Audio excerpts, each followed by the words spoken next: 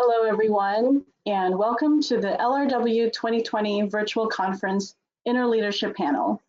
I'm Patricia Baswell, Events Chair at LRW and User Experience Manager at Vitronics.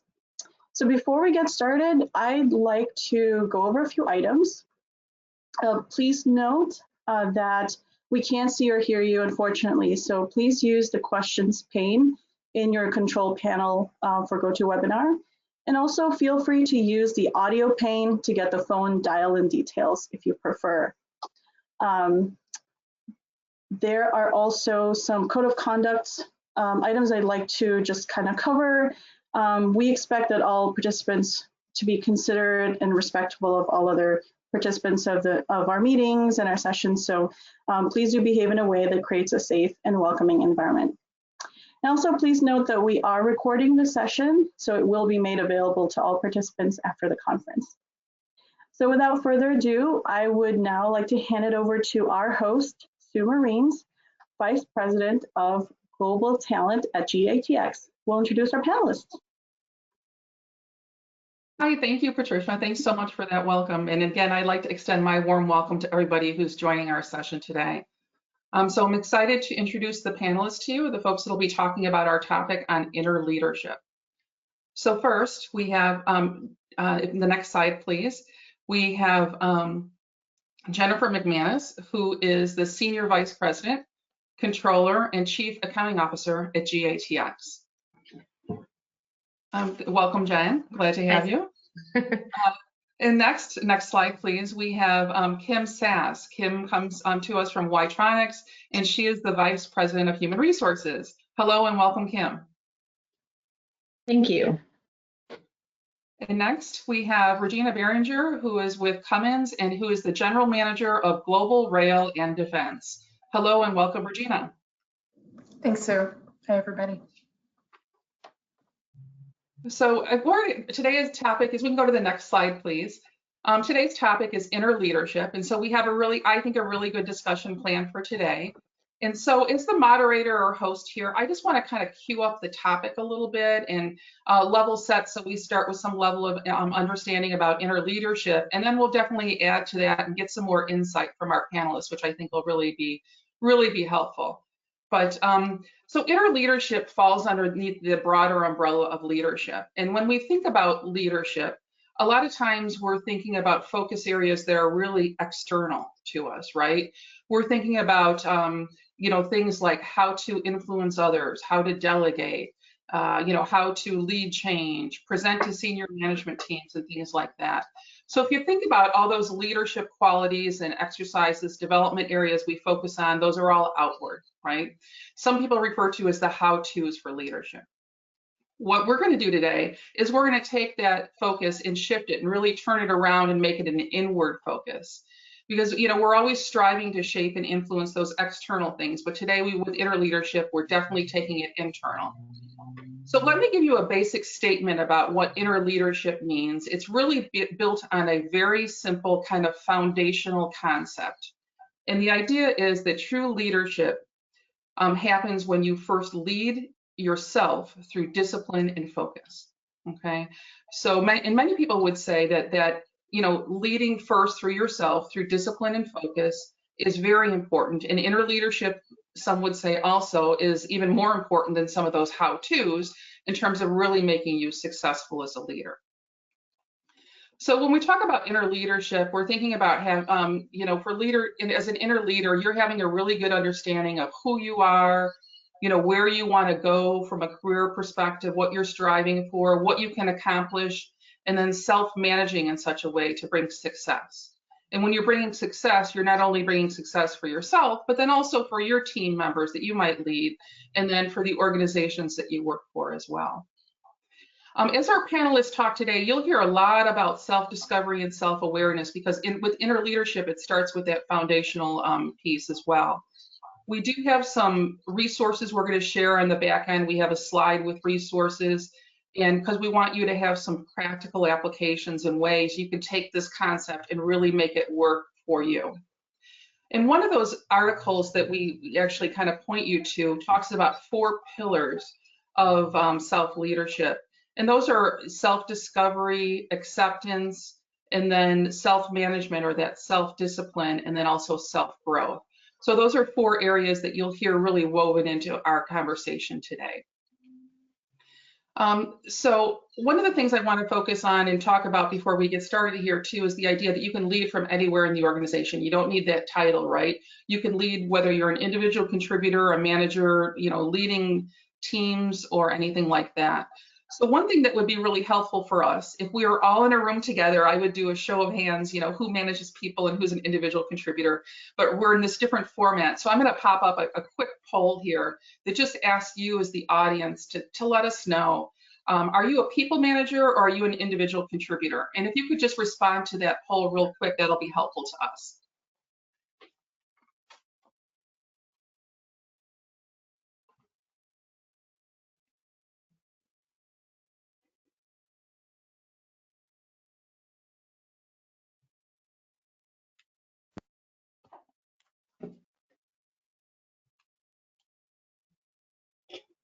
Okay, we'll give you a few more seconds, but this should be a pretty quick one. Are you a people manager or an individual contributor?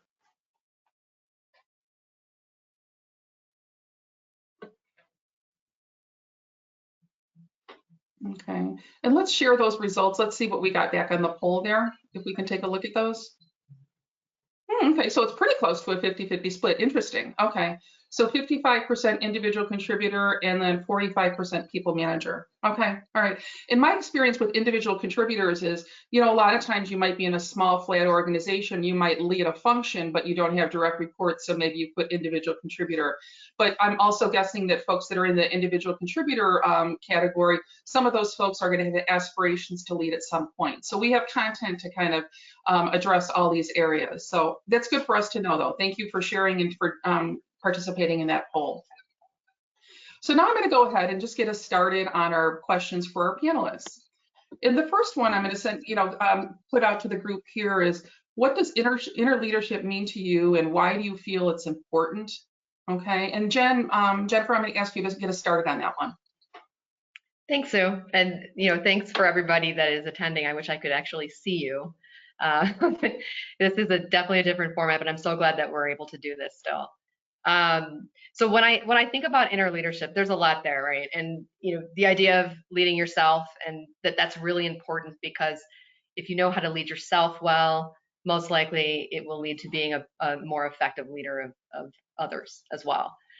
And what it means to me is, I think a lot about practicing, I would say strong self-awareness, high integrity, and dedication.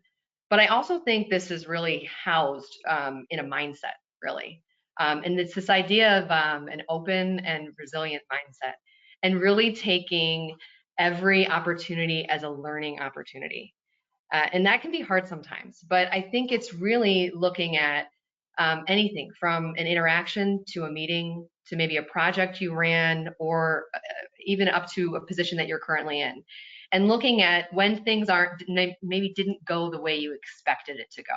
It's sort of looking inward and challenging yourself to understand and say, why didn't it go that way, right? And what can I do to make it different the next time I have it?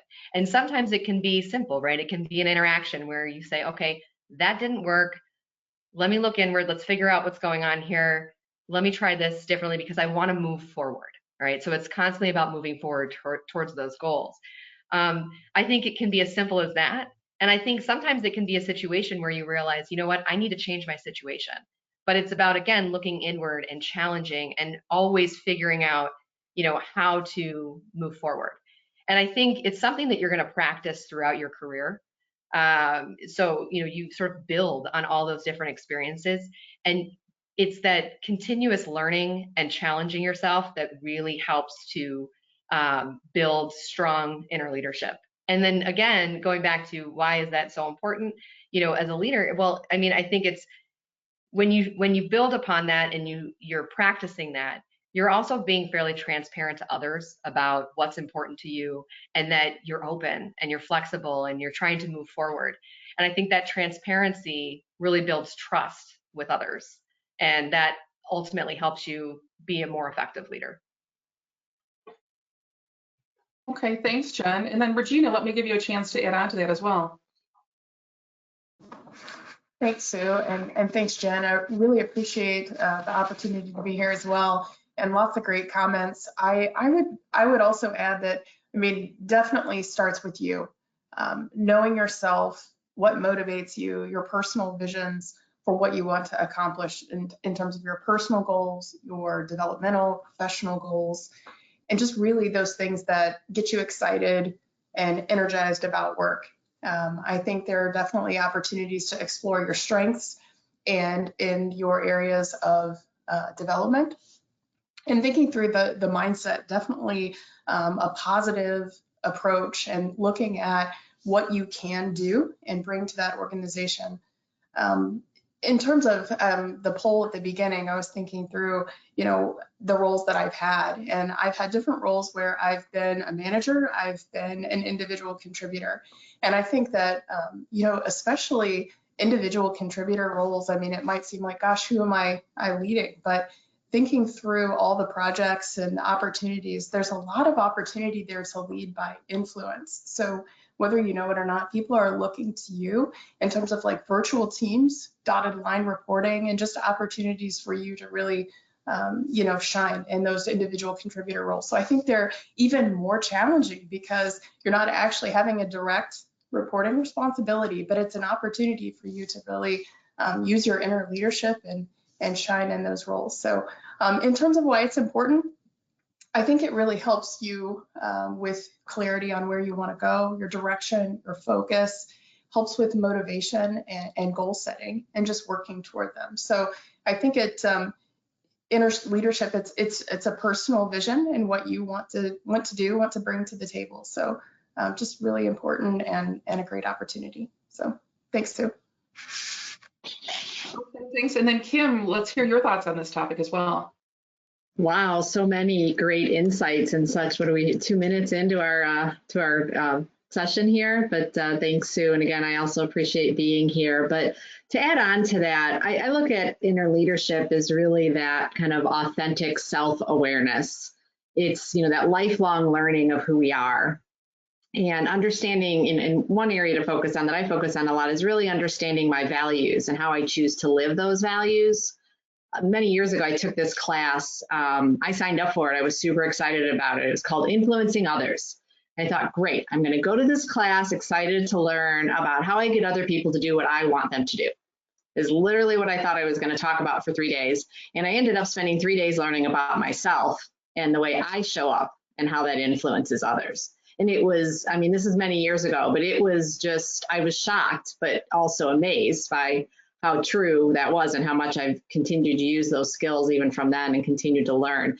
I really think with a solid understanding of grounding, I should say, in who we are, which is, we're learning every day, we're also able to navigate stress and how we respond in a stressful situation, really from a place of choice versus impulse, which usually has a better outcome.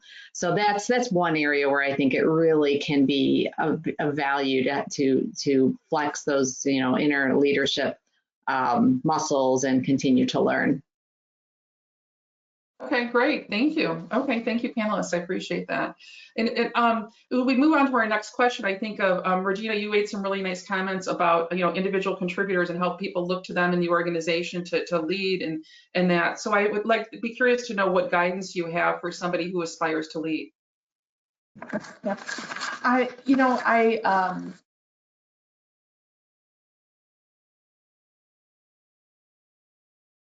Thanks, Kim. I really, thanks, Sue. I love Kim's comments about really getting to know yourself better, because I do think that it really starts with knowing and understanding who you are and how you show up, what your mindset is. I do think you need to learn to just be comfortable with yourself. There will be times when things don't go right. There will be times when you try something and you fail.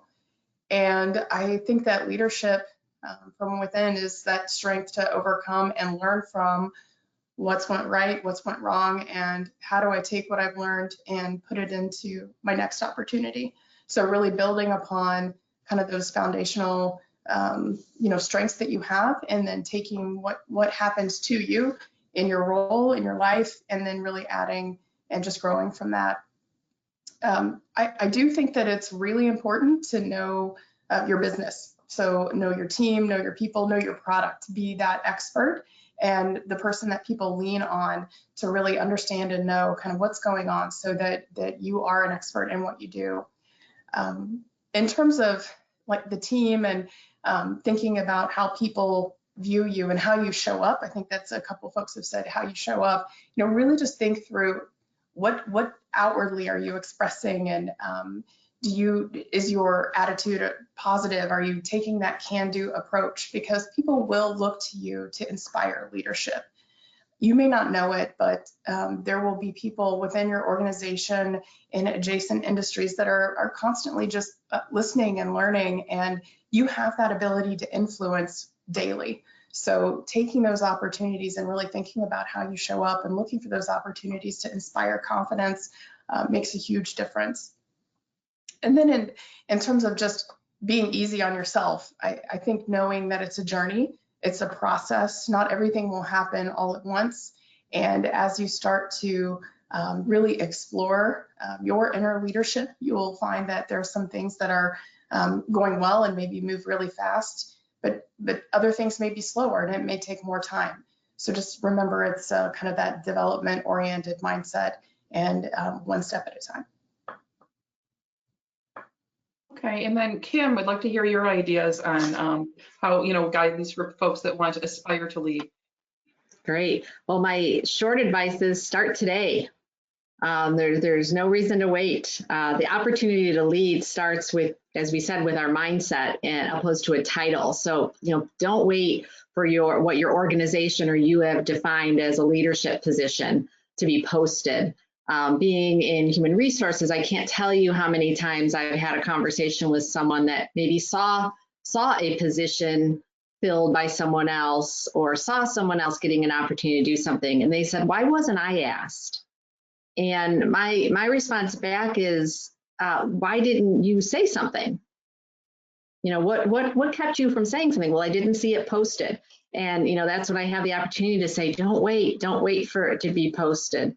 We have, if we sharpen our awareness skills, I believe that leadership opportunities show up everywhere, every single day, both professionally and personally. Maybe, you could step up to lead a, corporate or a team charitable activity. That would be an obvious, leadership opportunity that isn't necessarily on the corporate org chart. And I think, you probably even are doing more leadership than you even imagine you are. It could be a group of friends or a family, family members. There's a conflict, and you might step up and help them work through that conflict. And that is leadership.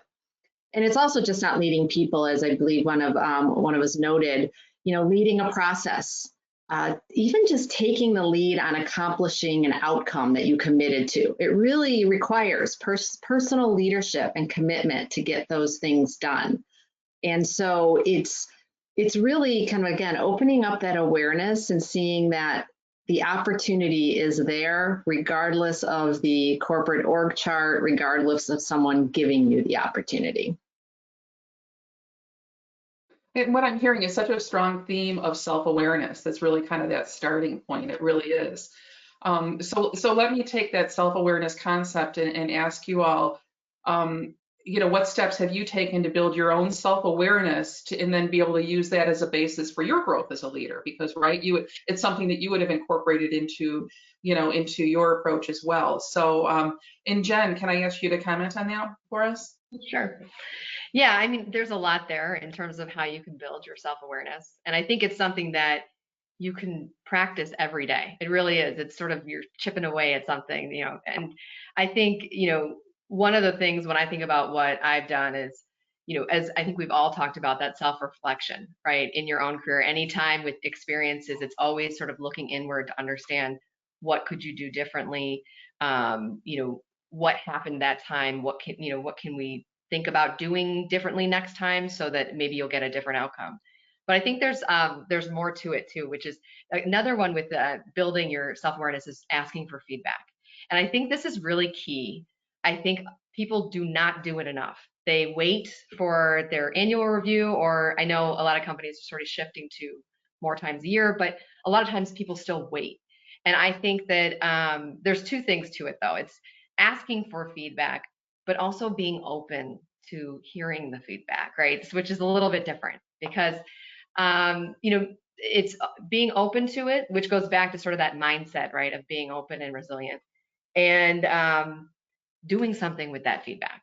And I think that, when you're practicing strong inner leadership and building strong self-awareness, there is that sometimes you're going to hear something that you might not like, right? But again, take that back, reflect on it, do something about it. Because clearly, if someone is providing you this feedback that maybe you don't necessarily agree with, you need to think about it from their perspective because you did something that made them view you in a particular way.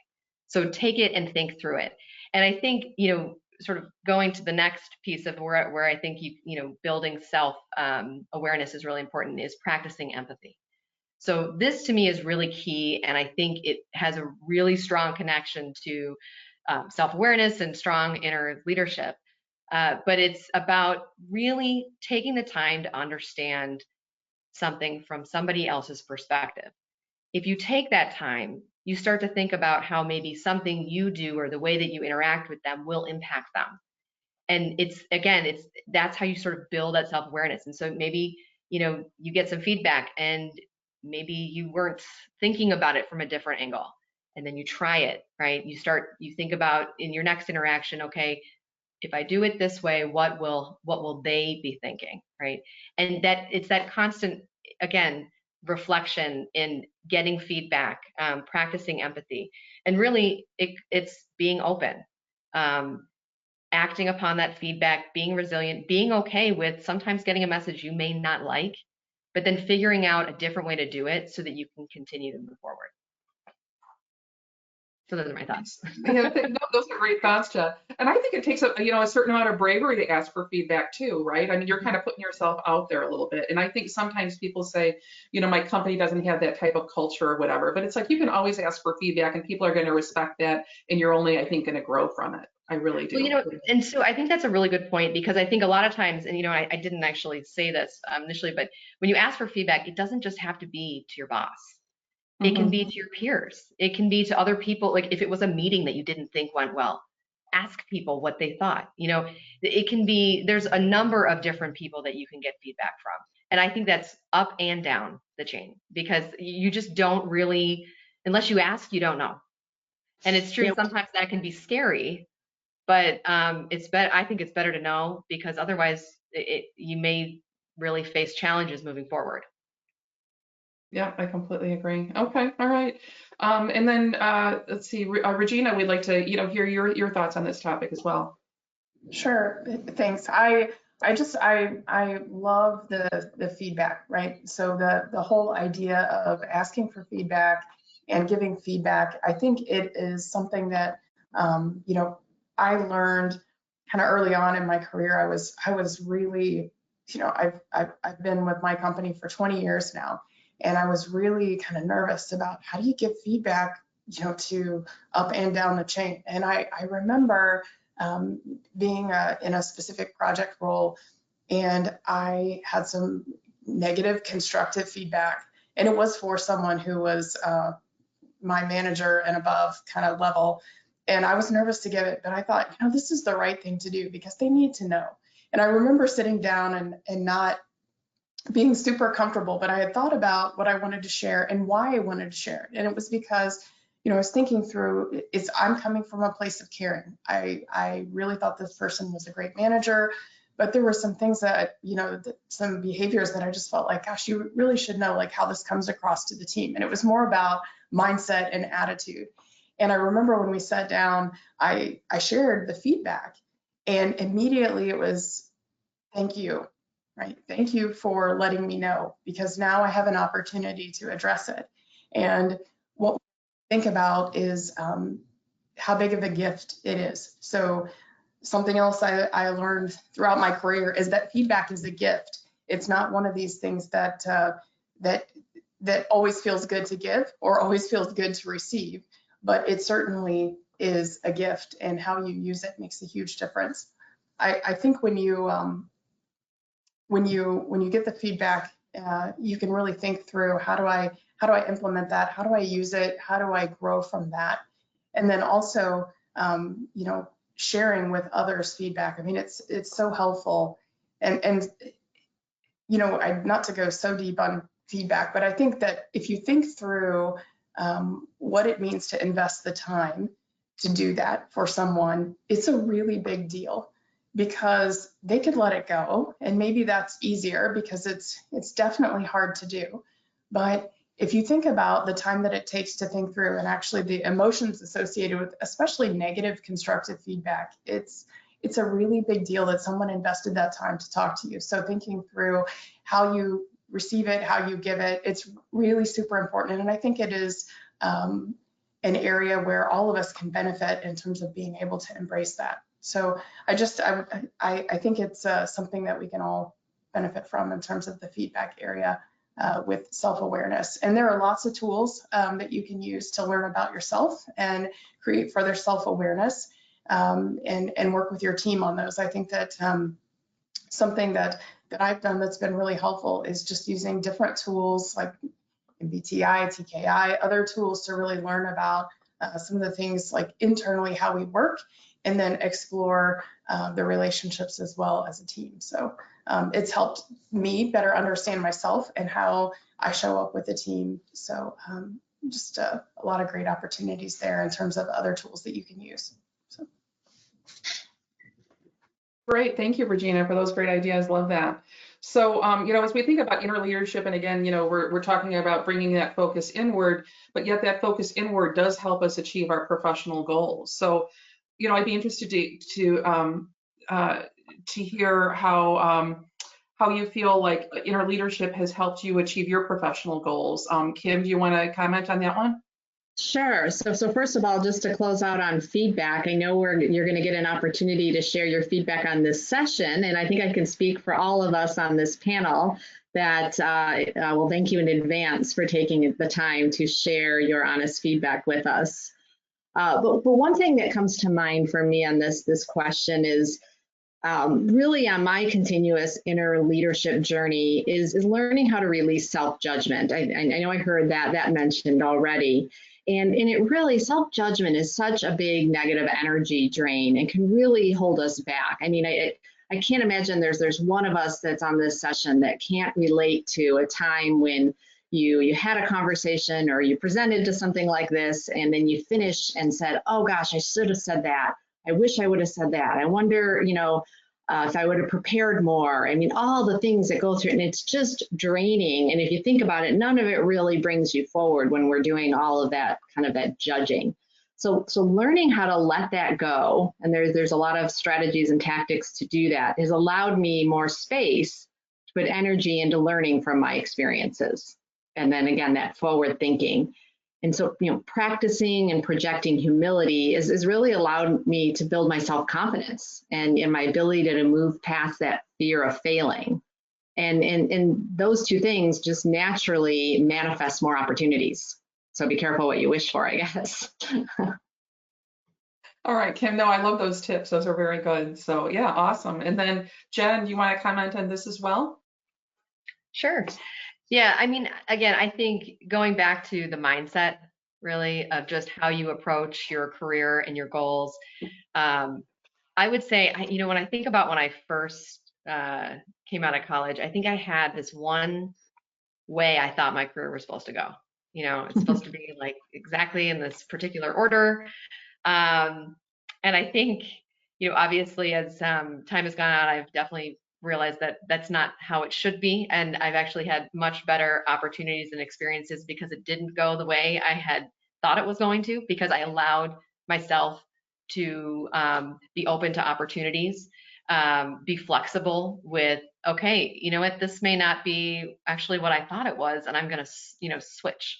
And so again, it goes back to this really being open, and all of it is looking inward, figuring out what works for you, what drives you, what motivates you, right? And what you want to ultimately do. But I think in the end, it comes down to being flexible, being open, so that you're able to pursue your goals. Because I think what tends to happen is if you are too rigid in the way you're thinking certain things should go, you're going to miss out on opportunities. Which would, and I will say, like, when I think about my career, there are definitely things that sitting in the position I am today, I'm actually pulling back experiences from years ago where I remember years ago thinking, I have no idea why I'm doing this role. Like, this makes no sense. I don't think it, it's not exactly what I want to do.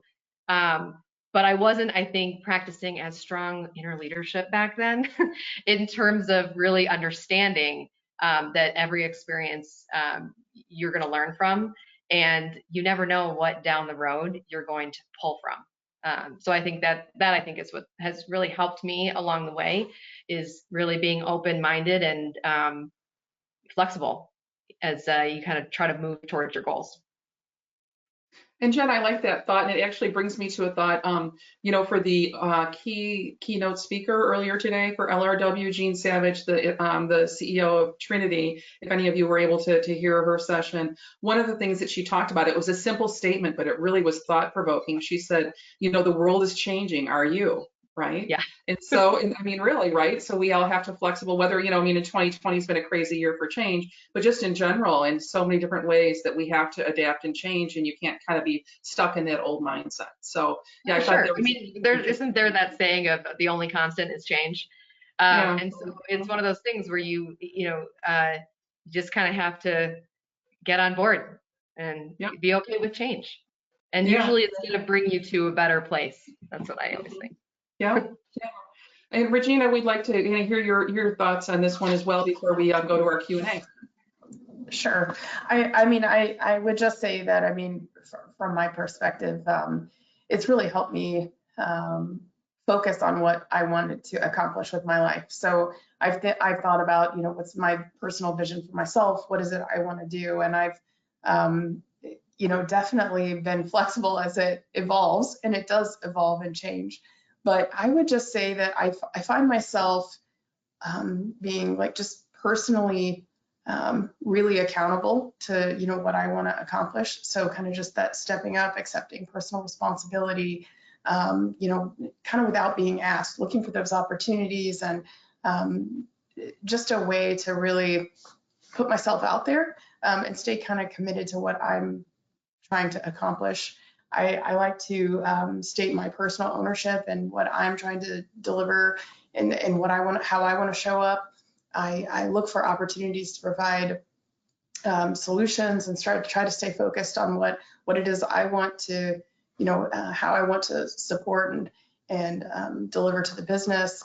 And then, just really forming good communications and open communications with peers and colleagues. Just that personal responsibility is kind of the biggest thing. And I'm always thinking about how do I use my skills to, accomplish what I'm looking for in terms of vision and support my business. So yeah, those are my thoughts on that.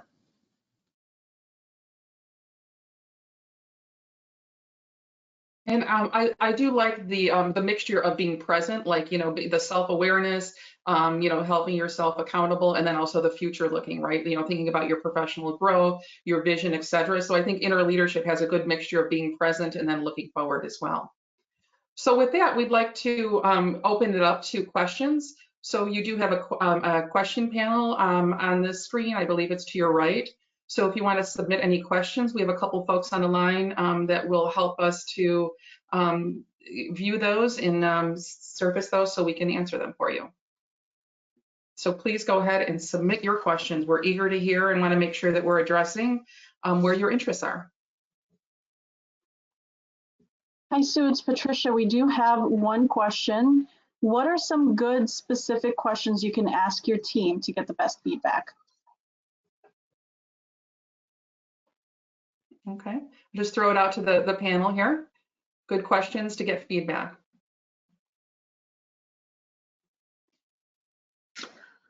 So I think, hi, it's Kim. I will start. One thing, because it is hard if you're asking, especially if there's people that are reporting to you, because that could be really uncomfortable. We talked about that already. So I think first, just kind of creating that safe space and opening up. What do you think went well, or what about my leadership style do you enjoy? And so you can get someone kind of starting, even though they may not know it, kind of that sandwich feedback where it's good feedback, maybe a little bit of constructive, and then end with some good. That usually opens up then a good segue to get to, where could I, be even better?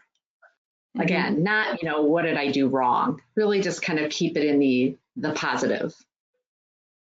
I would agree. And I think just the open-ended questions too. And then, I think if you can depersonalize it, right, to make it, just about the behavior, the approach and things like that. So it's not about you personally. Sometimes it's about the approach that you took. How could the approach have been different and things like that. Yeah. Yes.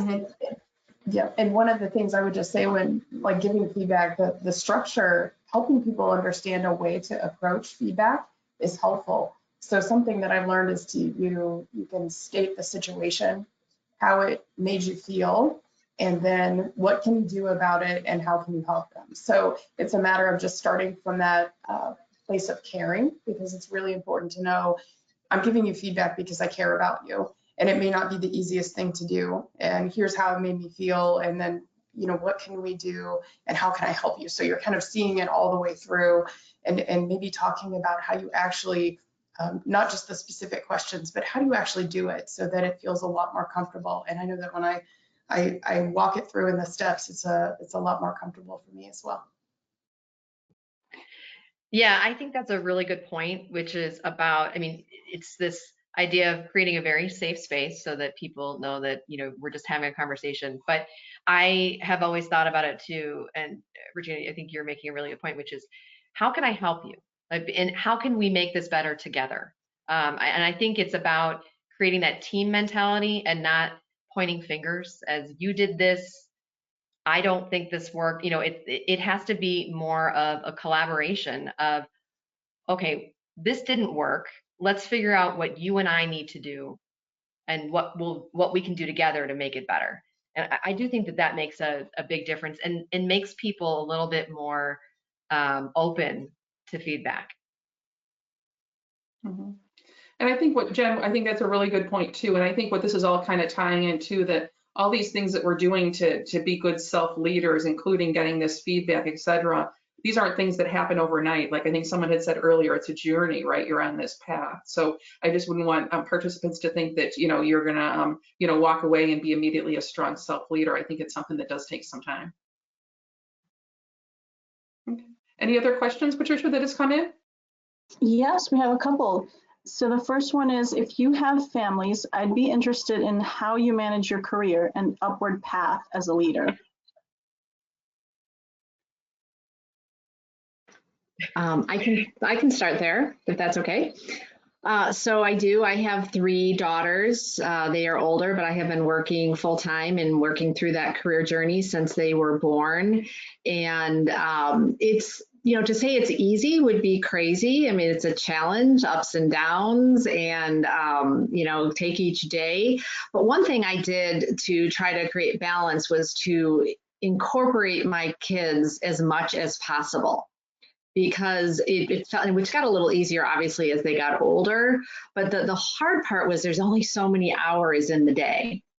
And so if I could, incorporate them with, whether it was work or things that I'm passionate about or volunteer activities, I felt like I was, I don't want to say killing 2 birds with 1 stone, but, I was able to spend time with them. And that's part of raising them actually seeing me at work and learning from that and learning kind of how they're going to show up as a leader is really just such an important responsibility that I feel as a mother.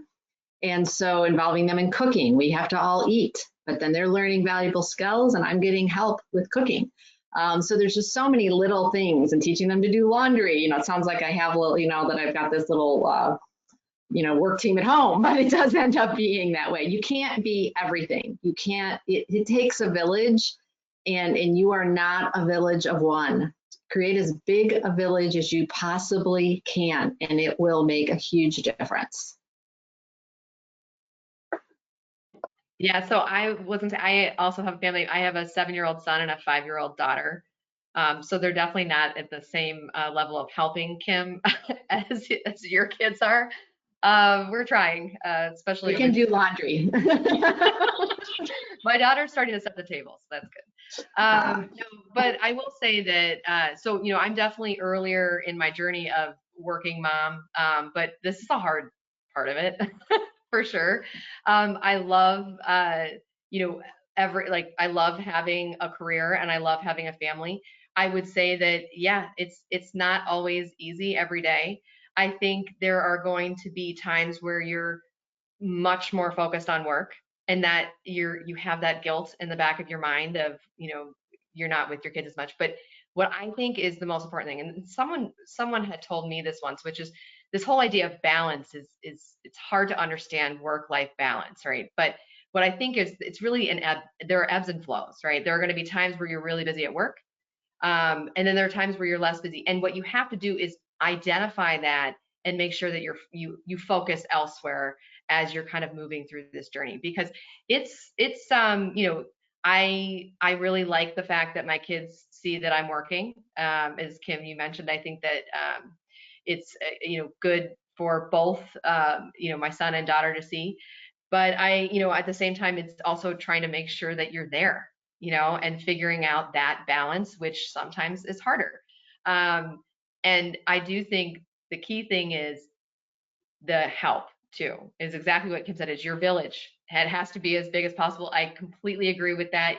That is how, like, children are not raised by, 1 or 2 people, they're raised by a village, right? This whole idea, it's extended family, it's, extended help, whatever you need. I think all of that also helps to your kids develop better as well, because they have, they're exposed to a lot more people. But it's a challenge, and you kind of have to figure out when things are a little bit, when you have the more time to figure, stop and take the time, and don't, because what I have found is that I can get into these modes where, if I'm working a ton, it's like hard for me to stop and just, and that's where I think having children has allowed me to say, no, you have to stop. Because you're not going to be able to function if you don't stop for a little bit. So it's one of those things where, it's you do take it day by day. Some days are great, some days are much more challenging. I don't think I'd have it any other way.